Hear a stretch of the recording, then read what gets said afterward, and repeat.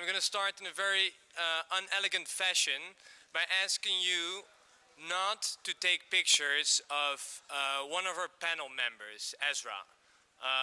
We'll touch upon the issue later, but it's really important for her privacy and for her to continue her important work if she's not being recognized. We've already asked also when it comes to the recording. So if you want to take pictures of me and Pavel, it's fine, we even sign it, but please not of Esra'a. Yeah, so welcome to this panel on blogging, on cyberspace, on fighting for democracy and human rights online. I don't know about you, but I'm completely stunned by the power of our previous speakers, all of our previous speakers.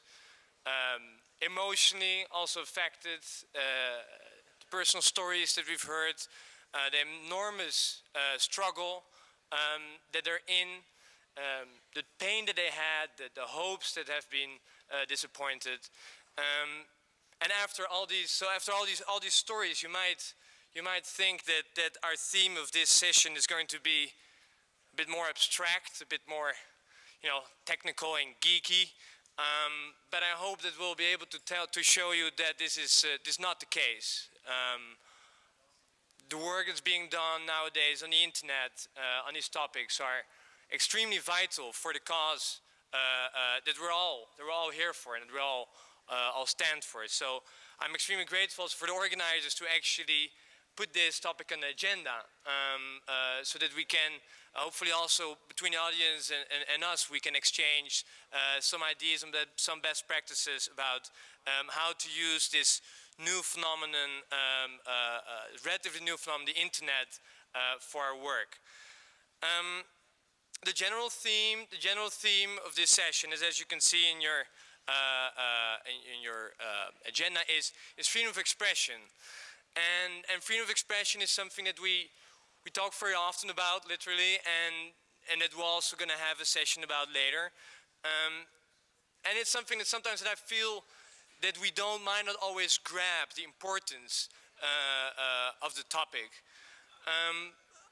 I myself, as I was indeed introduced, are nowadays based in Azerbaijan. Azerbaijan is one of those neglected authoritarian countries internationally. They have lots of oil, so why would we make enemies with them? I mean, it's clearly also a dictatorship in Europe, part of the Council of Europe. Monopolized media, repression of journalists, basically state-sponsored political apathy among young people, if I could call it that way. And I was, for example, like speaking of freedom of expression, I was having a training in Azerbaijan with about 25, 30 young people. And one of the things that we sometimes do with organization, with trainings, using non-formal education, is have them create a banner of our seminar, like the one you have here, but then created by the participants themselves. And we basically just had white sheets. And I know of doing this, as for example, as well in the Netherlands. And sometimes when we say, okay, we hang these white papers on the wall and say, okay, we hope that at the end of our session, or 3-day seminar, we'll have some nice notes here, some of your own feelings or emotions or thoughts you write down on your banner, on the banner of us. So it really becomes something of us. And often if you do it, sometimes in Western Europe or something, indeed, after 2-3 days, it's nicely filled up to some extent, still some blank spaces. I mean, people think it's a little bit odd, a bit silly, doing such a thing. But there I was in Azerbaijan, I was explaining this. And I wasn't even finished until they basically run up to grab some markers and to start writing, start drawing. Like in 10 minutes, the banner was full. It was full of notions of freedom, of rock bands. It was full of signs of peace. It was really showing me that this freedom of expression is such a human thing. It's such a human thing that we all want to do, but that unfortunately in many countries, particularly authoritarian countries, young people do not get the freedom to, either through monopolized media, either through authoritarian schooling systems, and And this is really sad, because people, if I'm sitting here and I listen to all these people, and I talk with all of you also, like at coffee breaks, what I taste is oxygen. Like I feel oxygen of expression, right? We can breathe freely, and it feels so wonderfully. It tastes so wonderfully to just be here, speak out, on those extremely important issues, and feel free to do so. Unfortunately, in many parts, there's not oxygen. People are suffocating. Even worse, people are being strangled. It could be again governments, authoritarian governments, but also social environments, repressive social environments. And therefore, I'm actually extremely honored to have someone in the panel here who brings oxygen. Who brings oxygen to people, to young people, through the internet, in societies where this unconditional freedom of expression cannot be taken for granted. This is Esra'a Shafei. She's a distant blogger, but she's also creating, like I said, virtual spaces, places for young people within the Middle East. She received awards for it, but besides awards, she also received less nice things for her work, death threats, and things like that. So I would actually just like to give the floor to you now, Esra'a, and just ask you to tell a bit about the work that you're doing and the importance of the work that you're doing. Thank you.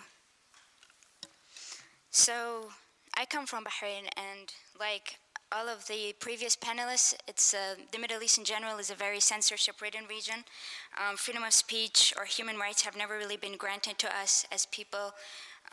Traditional media, like newspapers, radio, television, have always been state-owned, so we were never really able to express ourselves or express our disappointment with the lack of human rights that we have been denied of having for many decades now.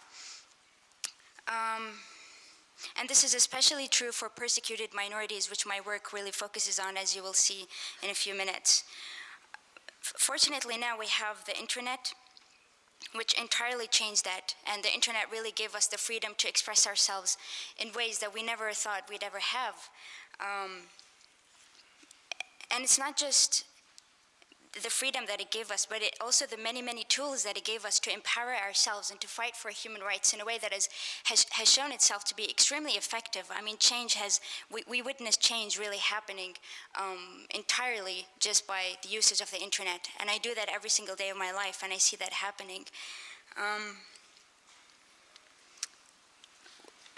I founded Medisuit.com after I witnessed that a lot of minorities were being completely isolated and not really given the opportunity to be a part of us as people, as society. So when I founded Medisuit, it was during the blogosphere phenomenon, during 2003, there was a huge blogging phenomenon for precisely the reason that I just outlined now, because it gave people the freedom of speech that that really no Middle Eastern country has ever had. So out of many hundreds of thousands of bloggers, unfortunately, what we were witnessing is the fact that they were still completely isolated even within the virtual world. You have the Kurdish bloggers by themselves, and then the Baha'i bloggers by themselves, and then the Iranians by themselves, and Israelis, and no one was really communicating with each other in a way that was necessary for us to really commit to change. So that's what Medisuit.com has committed to do, and thankfully we have done that very successfully, and we have members from over 26 countries around the Middle East, representing almost every minority. And when I talk about minorities, I'm not just talking about ethnic or religious minorities, I'm also talking about people who have really not been able to be part of society, and these are people who have been discriminated against, such as even single mothers, for example, in countries like Iran or Saudi Arabia. homosexuals, atheists even have been really discriminated against, and a lot of people have not focused on that. The government funds it with at least $2 billion a year, you know? So we said, well, how come they get so much support despite these human rights violations? We said international pressure is the only way that we can succeed and make the entire world aware and involved in Karim's case, because he serves as a symbol for everyone and for human rights in general, not just for him specifically. So unfortunately, when we called CNN and Reuters and many of the press, they told us, well, this happens every day in China and Pakistan and India. Why would we write about this? You know, we have many other stories that we need to write about. And this, of course, really troubled me. And we thought, if the media is not going to write about it, we're going to force them to write about it. We're really going to force them. I don't mean by terrorizing them or by gunpoint, but really what I mean is really creating a strategy that is newsworthy. And we said, let's do something different for a change. Let's create a rally not just to send a message to the government, to send it to the media, because the media will send the message to the government. So we created protests in over 26 countries around the world at the same time, at the exact same place, which is in front of the Egyptian consulate or in front of the Egyptian embassy. So they had no idea what was coming. Suddenly, in every embassy, you know, they said, well, there's people campaigning for Karim at the same time. And then CNN came and Reuters came and everyone started writing about it, and the television stations came, and it was pretty much a worldwide phenomenon because it was happening in Brazil, anywhere from Sweden. It even happened in, you know, really all over the world. And it was in just many different languages. So it was a huge international campaign. And finally, the Egyptian foreign minister started writing against this campaign in the Washington Post and saying, listen, it's completely legitimate why we're holding Karim and things like that. And they were absolutely disturbed that we were able to achieve this. But that's not really what makes this campaign so amazing, other than the fact that it won so much attention for Karim as a person. But this attention has actually contributed to keeping him safe in prison. When Karim was, news of him being tortured was sent to us, what we did was we, in collaboration with the Committee to Protect Bloggers, which we also sponsor, organized a postcard campaign where over 2,300 postcards, letters and postcards were sent to Karim, showing them their support. And this has contributed to him not being tortured anymore, because the prison guards were also scared that the entire world was watching, you know, so they cannot really torture him and get away with it. And fortunately, this method worked so well that we're now doing the exact same thing in Iran, where we're sending, it's called postcardsforiran.org.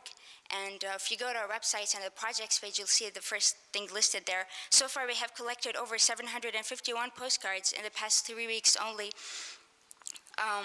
sending postcards to the officials of Iran all over the world, such as embassies, as well as postcards to prisoners of conscience themselves, to tell them that the entire world is with you, because psychologically it really helps them, and it also, in case the prison guards want to torture them, it would really help them, keep them safe. So we're using postcards as a medium, and the internet makes this entirely possible, because there's actually services that allows you to send postcards to various different places around the world. So I mean, the internet is just creating a major change, especially in the Middle East, where unfortunately totalitarian regimes have been there for centuries. Exactly, it's a combination indeed of your work on mass dissemination of information, very quick, but also mobilization of people, which is the kind of, in the end, internet is the first medium in which you actually have these two really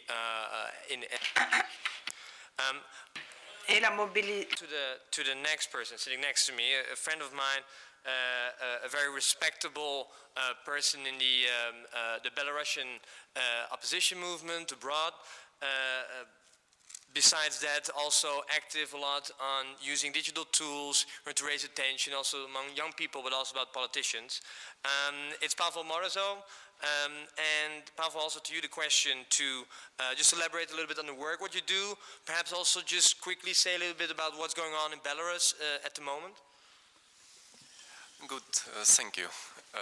First of all, I want to say that Belarus is just a country now, but before it's a part of Soviet Union. It's one of the former Soviet Republic. Now is a key transit country between Russian and European Union.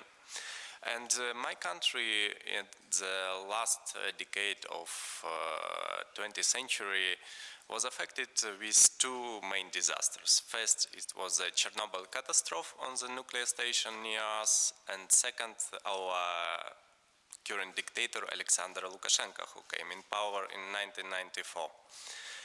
And who is Lukashenko? Lukashenko just brother of such persons like Muammar Gaddafi, like Hugo Chavez, like Robert Mugabe, and you can imagine all the spectrum of problems which we have in our country, just very similar to our colleagues in Venezuela or Iran or Zimbabwe. And for me it's a very strange situation, just because we are very close to the Europe. I can say we are integral part of Europe, and we are a nation which really always in our history was in Europe. Only just last centuries we are out of our European family. And because of this, me and my colleagues now working on changing of this situation. And in a situation of dictatorship, I can say this is archaic post-Soviet system of power, maybe more similar to feudalism than to each other systems which we know. But in situation of total monopolization of all traditional media, like TV station, radio station, main newspapers, we understand that we can use only internet. We can use only this space for distribution our information, our, I can say, uncensored information to the people. And we understand that one of the most important and maybe very powerful tool for this is using humor and satire against dictatorship in Belarus. Just because any dictator in any country very, very vulnerable to the humor, to the satire, just because they always try to build very, very serious system, whereas our colleagues from Libya, from Palestine, I'm sorry, said that only one big brother, only one very serious person who is responsible for all. And our task just to show that this is not some kind of unique person, not like a god, just usual very bad guy who need to be replaced as soon as possible.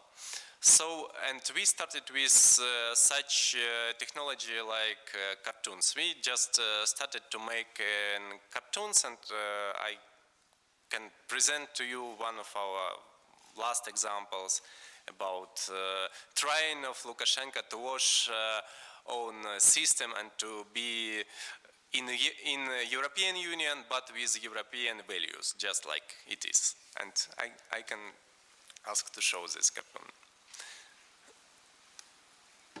Yes. The person with the moustache is Lukashenko. No sound.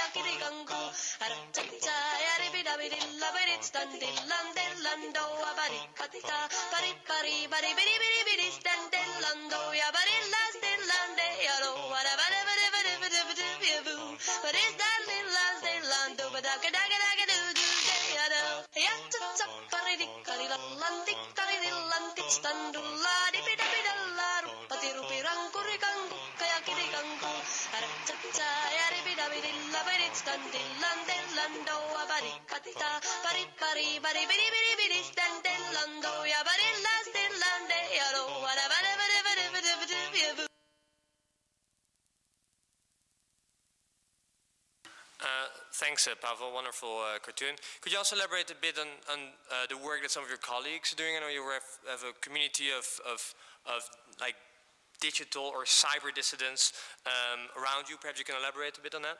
Because there's not really I mean, it's extremely a huge taboo to even discuss it, and people have been threatened to death. One of my good friends actually is in prison right now in Egypt simply for criticizing Islam as well as the president of Egypt. And I'm a Muslim, although I fight completely for the right of others to criticize my religion.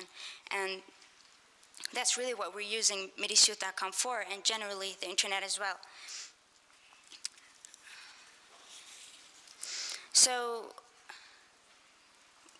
for me, I mean, we fight really in the only way that we believe in, which is through a fierce but respectful dialogue amongst ourselves. And basically, despite the social, political, and physical barriers, the internet is really allowing us to do that in a way that traditional media, till today, cannot really achieve. So, I mean, you want to ask us something? Yeah.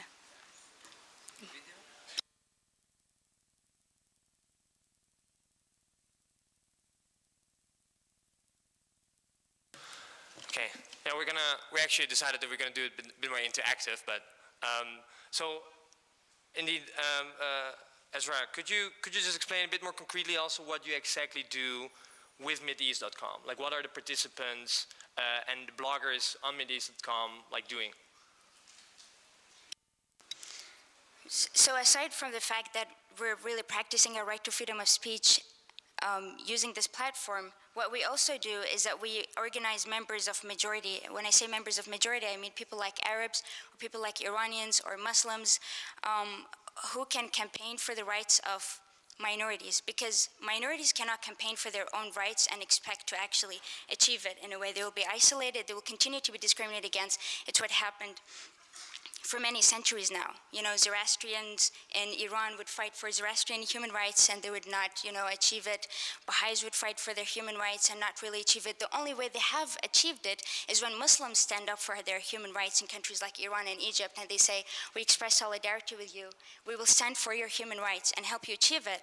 And that's what the change really comes, because it shows that it shows that the collaboration necessary for stability is completely possible. So some people already have mentioned Baha'is being completely persecuted against in Egypt as well as in Iran. I would emphasize as well Egypt, because Egypt continues to come off as, this democratic country, when in fact it's far from the case. And I launched what Medisut actually does is launch a series of campaigns for this, to support the human rights of people like migrant workers, and we launched the first and only web portal in the Middle East dealing with the rights of migrant workers. And we also launched campaigns such as the Arab Network for Kurdish rights and the Muslim Network for Baha'i rights, because like I told you, it's members of majorities. When they fight for the rights of minorities, that's really revolutionary things happen. And I think a lot of the work that we have done have really proved that. And I'm going to show you one video right now that we have done by the Muslim Network for Baha'i rights. And what we do as young people is that, of course, now with the age of the internet, it's very hard for people to remain attentive. Everyone pretty much has ADD, so it's very hard for them to really focus and see what issues are worth fighting for. So we use things like comics and videos and sites like YouTube, where young people go in order to kind of break our way into not just the minds of young people and inspire them to take action, but also breaking our way into the traditional media. Now, here you'll see a video that was done by the Muslim Network for Baha'i Rights, which is a website where Muslims from Iran and in Egypt and all over the Arab world, and even in countries like Indonesia, where Baha'is have also been discriminated against, come together to say to Baha'is that you are our brothers and sisters, and we will defend your human rights regardless of our religious differences. And the internet was the perfect tool for us to make this possible. And now you find a slightly funny, but a very true video of an ad that we saw on CNN, and we felt the need to really change. It's kind of self-explanatory, so I'm actually just going to play it. But this is an ad that promotes Egyptian tourism on CNN, and we changed it to make it about the Baha'i human rights in order to gain attention for their fight. Thanks, no sound. Once upon a time, there was a land where The technicians have to put on the sound.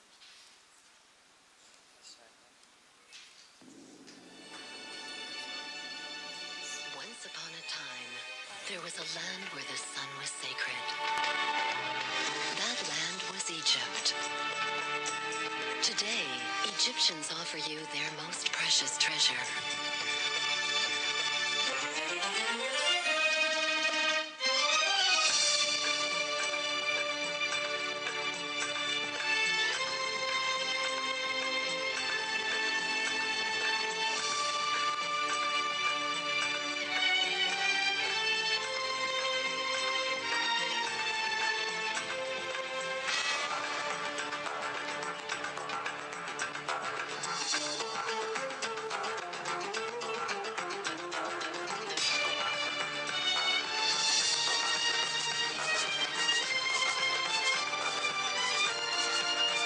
Nothing compares to Egypt.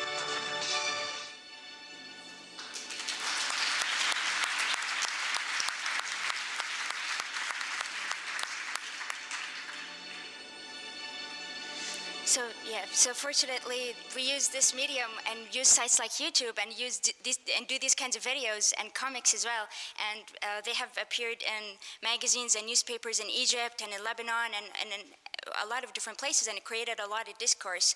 Thankfully, after 3 months, this video was released, and after many people were talking about it, and after civil rights organizations in Egypt have been fighting for the right of Baha'is to get ID cards for the past 6 years at least. Fortunately, Egypt has agreed to give them their ID cards, and that's just proof that collective activism, especially coming from members of majority, like I told you, when they get involved and fight for minority human rights, big change can happen, and that's the perfect proof that it's possible. Especially with the usage of traditional media. And we've done the same things for Kurds and for many other minorities who deserve human rights, regardless of who, and their cultural rights, which unfortunately many are denied as well. Thanks, Esra'a. Could you also just, there's this campaign, Free Kareem, like I think quite a few of you might know it. It's one of, I think, the most visible online campaigns for the release of Egyptian blogger. Could you also just elaborate a little bit on, because you were heavily involved in this, like what you did with this campaign? So first of all, Kareem is an Egyptian blogger who, like I said, was sentenced to 4 years in prison for criticizing Islam, as well as the president of Egypt, by simply calling him a dictator. After 15 minutes of me hearing of the fact that he was arrested, as he was my friend, I had met him just 2 months before he was arrested in Cairo. And literally after 15 minutes, one of his lawyers sent an email saying that Kareem is in prison. So I got online immediately. I registered the domain freekareem.org, and by the first hour, we had at least 33 posts having to do with Kareem, and we said why he was arrested, who he is, why you should get involved, and we humanize him as much as possible, posting videos of him, pictures of him, anything that we find relating to Kareem in order to involve as many people as possible. We successfully involved a lot of bloggers in this because it was a historical case. As you know, Egypt serves as the backbone of Arab societies. Whatever Egypt does and gets away with, other Arab governments will do the same, especially my own. For example, our constitution was heavily influenced by Egyptians and Egyptian policymakers and really influential people. So whatever Egypt was doing, we immediately, as Arabs, had to get involved and say, well, you cannot get away with this. We started calling the media because we said if the media does not pay attention, Egypt will not pay attention. Egypt does not care what us as bloggers think. They care what big people think. The UN, the USA, these are people who sponsor Egypt, consider it a human rights member of the Human Rights Council. Sure, and I can say that internet in Belarus one and very unique space for democracy, for human rights activists, and I can say because of this, all important and I can say innovative things which happened about maybe even not fighting, but about civil activism, about some examples of human rights defenders happen in in internet. And we have in Belarus quite a strong community of bloggers who are really active, who not fear about consequences and always push hardly all important themes for our society. We have communities of civil activists who also use internet for communications. For example, widely they using Skype technology, Skype system to communicate securely between them. They using modern technologies like Twitter, like Facebook to work with colleagues to distribute information. More or less, they on a wave of innovations, which all of us in any countries using to promote democracy, to save human rights from violations. So a lot of examples, I can say even maybe difficult in measures of this panel to show all. I can remember, for example, very important example when all of us decided to join forces towards one important problem. In 2006, our government decided to try to control internet somehow in Belarus. They studied Chinese experience and experience of all other dictatorship and started to develop legislation base, install a special system of filtering and so on. And we started also humoristic civil campaign in internet called From Lunet. Main idea of this campaign was just to show to the people in satiric form what kind of internet they will receive after changing system of legislation about internet in Belarus. And we just create different kind of analogs of popular services. For example, YouTube we just renamed in LuTube, and LuTube consists only from clips with Lukashenko, no other clips at all. We change popular in our country system, search system Yandex just to Lundex, and Lundex only search with things connected only with Lukashenko, only with right things, I can say, and so on. And this was quite popular campaign, and this is not maybe main idea, but main idea just around this campaign we organize a circle of different initiatives and media, independent journalists and bloggers and civic initiatives, and all of us started to work together on one goal. And I think it was very good example for. Okay, thanks, Pavel. You also indeed mentioned the topic of security, kind of the cyberspace, kind of. There is now this tendency of the nationalization of the internet by some countries. We see the creation of a Chinese internet, a Belarusian internet, an Uzbeki internet, and it's really kind of it's really quite scary. And that's also actually something I want to check with Esra'a, because you were talking about the use of YouTube and the benefits of using YouTube.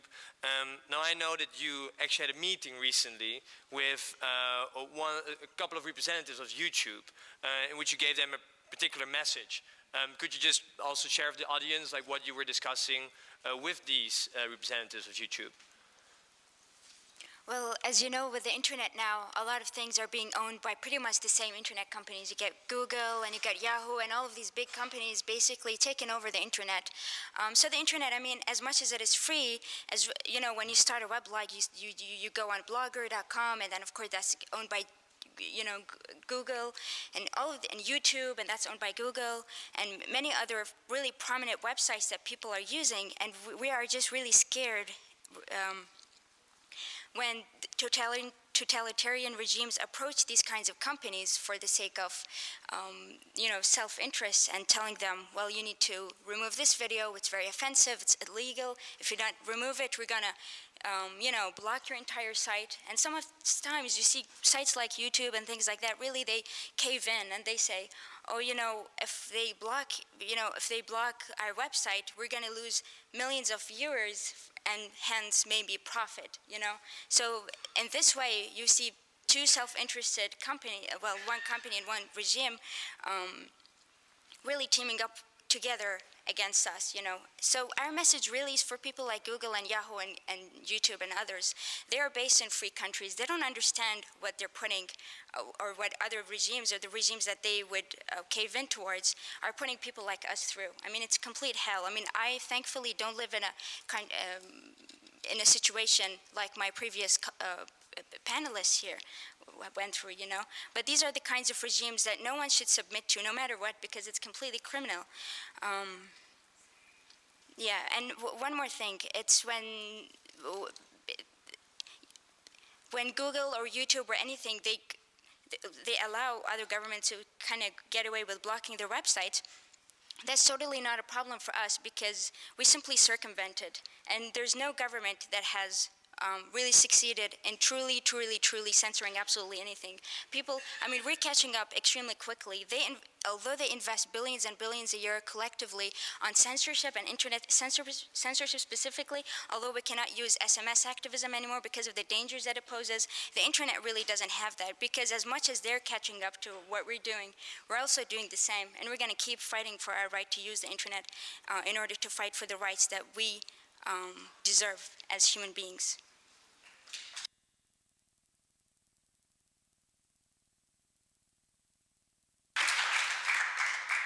Exactly. On this topic, you might be interested in Googling yourself the interesting phenomenon of the grass mud horse in China, and whether people are aware of it. But the grass mud horse, it's a very interesting story. There's a New York Times article on it 2 weeks ago. I also want to draw your attention to somebody who is actually not here, who I hope is actually with us here today virtually, but who is not here physically. It's Ioannis Sanchez. And Ioannis Sanchez is one of the most amazing bloggers in the world. And she doesn't do it from a country like, the Netherlands or something, but she's writing from Cuba. And she's giving her personal insights into life in Cuba, and she has lots of followers. Unfortunately, she couldn't be here, and we were planning on having her by video. And what I understood is that she cannot be here through technical reasons. But I still want to touch upon a couple of issues, precisely using her as an example, because Cuba is also one of these countries where there's a combination of tools used by the government in order to make sure that their citizens do not use their right of freedom of expression online. And it's even though I can assure you that this particular problem is mostly technical here, but in the end, it can be brought back to the political level, because first of all, in Cuba, there is a very extensive use of censorship, online surveillance, and ways of blocking access to information regarding human rights and democracy, but also other issues that might threaten the regime in Cuba. But it's also a question of infrastructure. Governments are getting more and more able or more agile, you could say, in repressing the internet, not so much at its use, but also through its infrastructure. Before you had free internet cafes, or in particular countries, but now, for example, there are more and more laws in also more so-called Western countries about certain identification of users, that you have to register with your ID if you want to even access the internet at a cyber cafe. And basically, in general, the internet in Cuba, the infrastructure is so weak that it's very slow, and that it really basically scares off anyone who wants to make proper proper use of it. So besides this kind of online surveillance and censorship and infrastructure, there's of course also the issue that we already touched upon when we talk about Kareem, but actual, physical, real-life repression of bloggers. Governments simply are afraid of these people who are suddenly using this medium for their own, as their own microphone, basically. So it's a sad thing that Johannes Sanchez couldn't be here. And at the same time, it also makes us, it's an indication of the challenges that we face when we speak about using the internet and human rights and democracy, because this is not going to come naturally. If we're not realize that the internet, the freedom of the internet, is something that should be defended, and it's not something that just whatever goes automatically. If we forget about this, then the virtue and the benefits of the internet we've been hearing around here might be lost at some day. Again, the nationalization of internet, more and more government control. It's something that I think we should be very much aware of. We have like another 5-6 minutes. In fact, you guys do have these little pyramids, I think, on your desk that are microphones. They're a bit hidden microphones. I didn't realize they were microphones. But I would say that if you have any questions now, any comments, then please bring it on. Either to the panelists or particular comments that you have from your own experience, perhaps using the internet in the fight for democracy and human rights. I see someone here. I see someone down there. Yeah. I just want to bring up 2 points. One is concerning Ioanni Sanchez, which is that we were in contact with her, were able to speak with her on a couple of occasions. She did want to be participating. She was hunting around Havana for a place to be able to get access to this type of technology.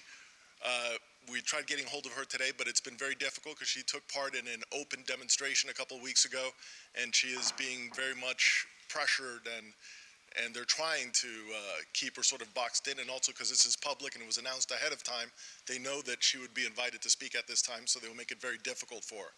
The second question I want to ask, which is on another subject, is the issue of companies like Yahoo collaborating with the Chinese, particularly, to target folks using email and then providing the information, so then they are prosecuted, tortured, in some cases have died. I think Amnesty International indicated back in 2001, 2002, 33 cases of prisoners of conscience that were bloggers, and I think there was a number from Reporters Without Borders this year, about I think 48 cases, and out of the 33, 3 who died under mysterious circumstances. I don't know if anyone would like to address that.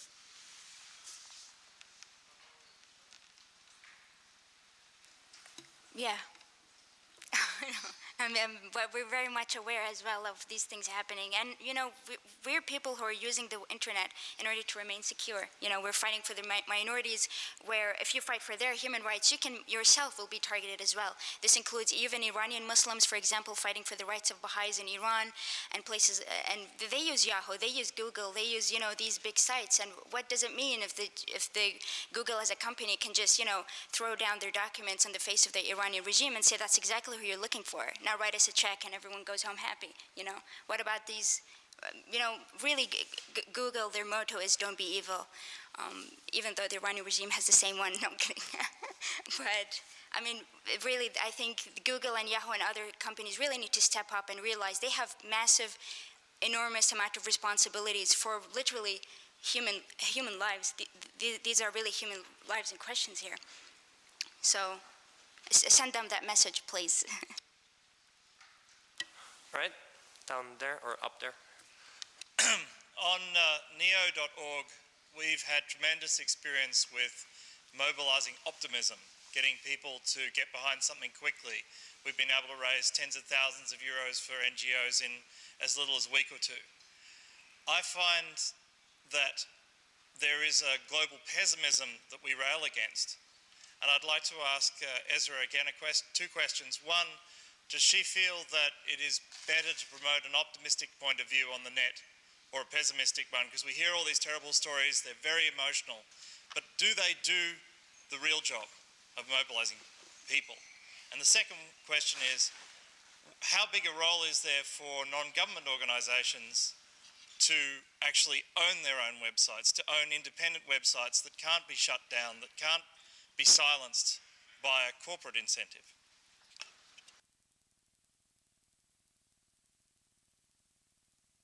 Question was about the issue of whether pessimist or negative messages work in actually mobilizing people behind a cause, if I'm mistaken. Yeah. I think it's very important to be 100%, 150% optimistic about everything you do and hopeful, because if you weren't optimistic, you know, you really wouldn't be doing and putting as much effort into these things. I mean, cyber activism has proven to be entirely effective. Sometimes it works, unfortunately, sometimes it doesn't. But when it does, it's absolutely beautiful. And it just shows that if enough people really come together, regardless of any political ideology, regardless of really anything, and that's what we're doing with MidEastYouth.com, is that we realize that there are actually a lot of young people as well who are really optimistic about the future. They know that at some point in their lives, they will have their human rights. And they are, right now, the generation that will make this possible. And that's not, I mean, that's a promise from me personally. So. I know you had two questions, but Nazanin also wants to answer this question. So, yes. Yeah. I'd like to bring an example of optimism, and that international pressure really does make a difference on the internet. A few years ago, I led an international campaign to save the life of a young girl on death row. Her name was Nazanin Fatehi. 3 men attacked her, tried to rape her, and out of self-defense, she stabbed one of the men, who later died in hospital. She was convicted of murder and sentenced to death. And at that time, I didn't know anything about her case, but I tried. I learned about it. I started a petition online. After almost a year, we had 350,000 signatures, and that was the weight I needed to then go to international groups like Amnesty, or visit the Canadian Parliament, talk to other members of Parliament around the world, delivering this 350,000 petition to the United Nations, and they took this issue seriously. Now, it's a long story, but with the mobilization of MySpace, friends, Facebook, everybody getting involved, it had so much pressure. It added so much pressure to the government in Iran that she was awarded a new trial, and in the new trial, she was granted a stay of execution, and she was exonerated of all murder charges, and eventually she was released.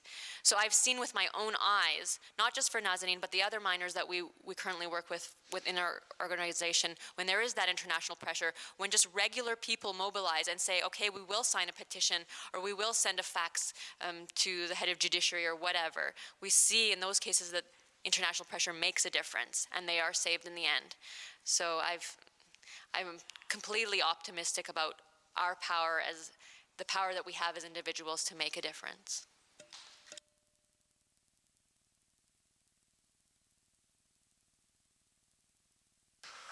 All right. I think we're at the end of the session. It's 4:30. So I really want to thank Esra'a and Pavel for their contribution, also for coming here, and their message, the importance also of the free internet for all the work that we do. And I thank you for your interest in this topic and listening to it. Thank you. Thank you, Mr. Woord, and thank you for the panelists. We will be concluding with our last session. May I ask the panelists of the last session to come forward.